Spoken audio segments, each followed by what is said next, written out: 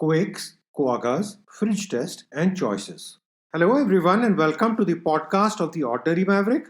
This is Ajay, your host, an ordinary maverick sharing real life thoughts and experiences and maverick tips. If you haven't hit the subscribe button yet, please do so, and you will not miss another episode.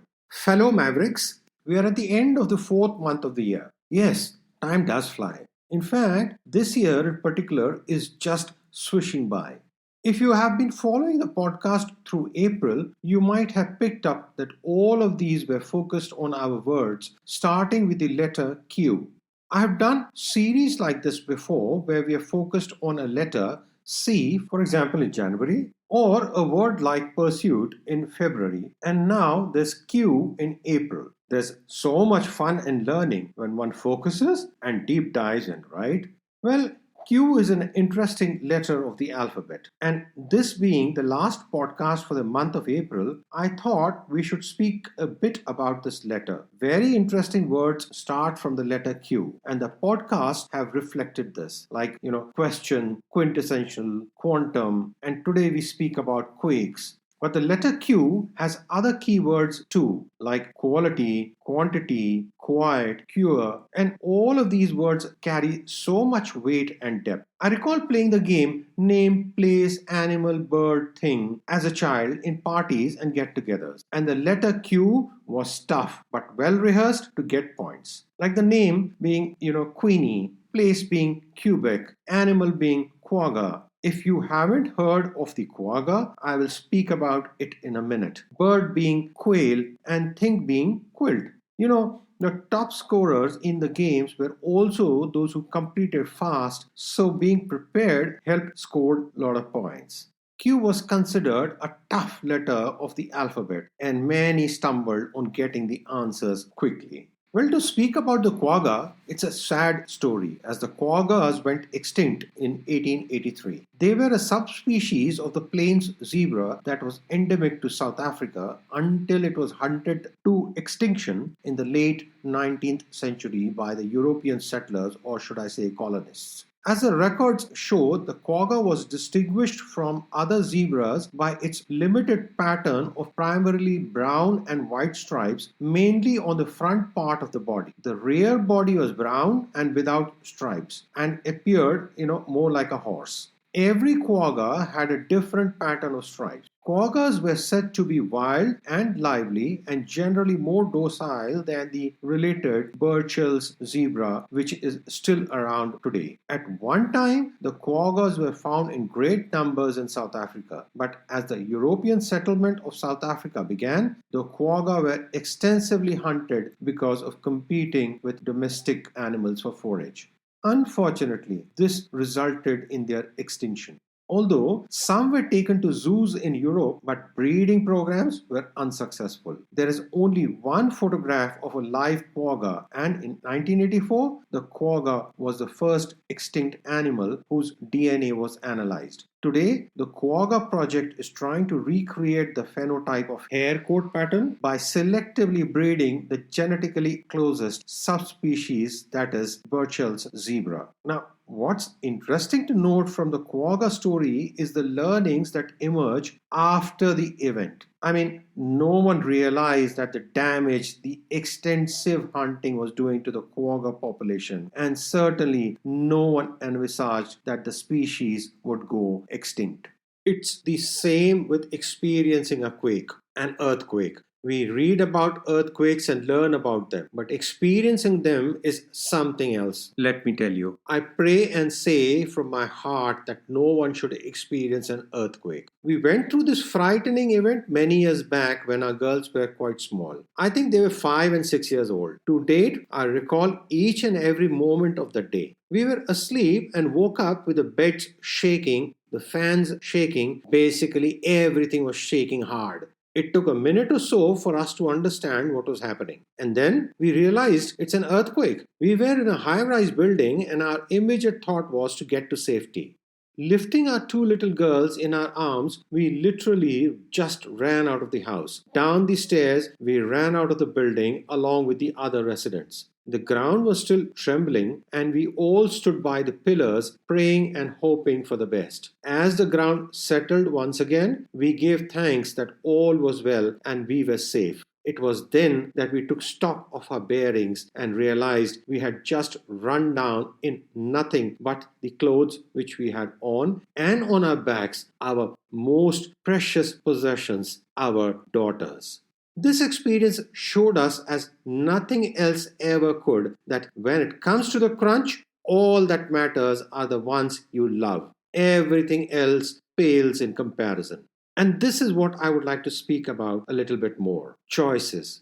Choices when we are faced with a life threatening situation, and the choices that we make each day. Life is all about choices, isn't it? Choices determine the way and the course of our lives, and what stays or what goes from our lives, and who we choose to be with and why, but that's for another episode. For now, let's talk about things, inanimate stuff and items that we choose to keep in our lives. We have done quite a bit of moving and relocating through the course of our lives, and I must say that each time is a learning. We have grown better at it. Perhaps many of you listening in have also experiences with moving, and some may relate to this as well. Many times in our past moves, we have had boxes that have remained unopened for years. In fact, up until our next move. It's but obvious that we have never needed the stuff that was in those boxes. So, why did we even pack and take the trouble to ship these boxes? Guess it's kind of, FOMO, fear of missing out. And well, it's also like, FOLO, fear of leaving out, right? Anyway, well, we just don't want to give up the things, as who knows, we might need it, right? So let's not leave it. FOLO. Here's some food for thought. Questions that may help to make the choice. Just something that we have come up with through our experiences of moving over 22 times in the last 27 years. So here goes. 3 questions to make that choice of keeping the item or not. 1. Am I happy with it? It's the most critical question. Do not keep anything that doesn't give you happiness. This is the opportunity to leave behind anything that doesn't feel good. Second question: what need does it fulfill? Again, an important one to be answered truthfully. Is it just an ulterior need or an emotional need? And how strong is that need? And that brings me to the final and the third question.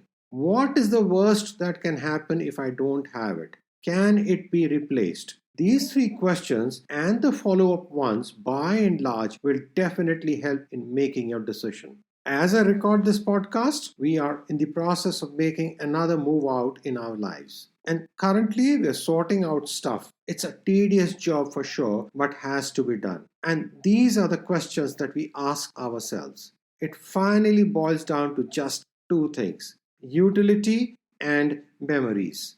Now, memories are one thing that scores all the checks for the 3 questions that I have shared before. So, no arguing there. Life is all about memories, and I've spoken about the memory bank too. But apart from this bank, there are items that we possess that are associated with beautiful memories. We see that item and immediately remember the time when it came into our possession or when we created it. And this is what life is all about: a tapestry of memories woven together with love.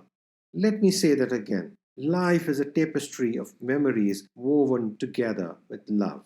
But on the other point, on utilities and keeping something because it's useful and will be useful, well, need is transient and continuously changing. Let me share something fun here: the fridge test. Okay, it's an interesting one. If you're home and do have the time, do check the fridge in your home and note the things in it. Believe you me, a fridge reflects the changing needs the best. If there is a house with young children, old people, adults only, single person, or all of these, a fridge reflects the lifestyle and the needs.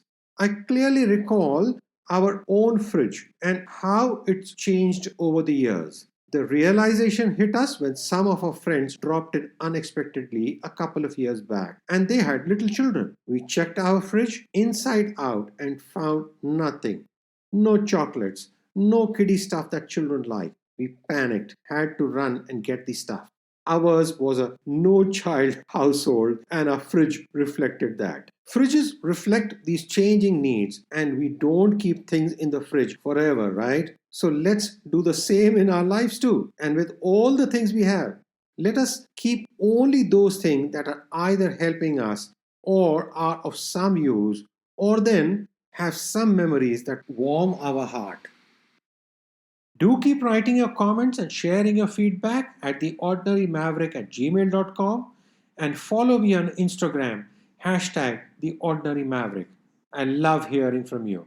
This is Ajay signing off and wishing you have an amazing day, a super amazing year. Keep well, stay safe. Credits. This podcast series was put together as a team effort from the Bhardwaj family.